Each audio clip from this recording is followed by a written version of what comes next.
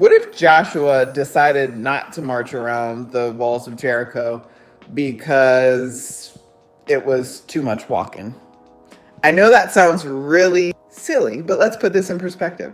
Now, just for slight context, if you don't know who Joshua was, he was one of the soldiers that he was an Israelite. And after Moses died, Joshua was appointed to be the leader of the Israelites. Now, he was a savage, okay? Like I said, he was a soldier. So he actually led the army when they were in those days of just wiping people out before lunch. Like it was no big deal, like wiping out whole cities, right? So, total savage.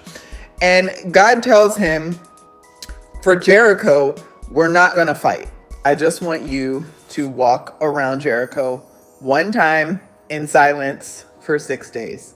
So Joshua is obedient, right? And he gets to day 7, and God says, okay, now you're going to walk around Jericho 7 times.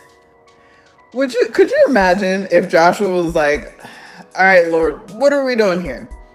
Like, we're tired, they're hungry, like all this other stuff. You want me to be in silence? But he commanded the Israelites to be obedient because they doubted Joshua. They gave him a hard time. The same thing that they were doing to Moses the whole time.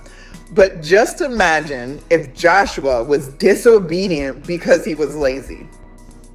Now, we like to point fingers, but let's think about the things that we don't do according to the will of God that we know we should be doing, but we opt out of it or delay it because we don't feel like it. Something to think about. Be encouraged.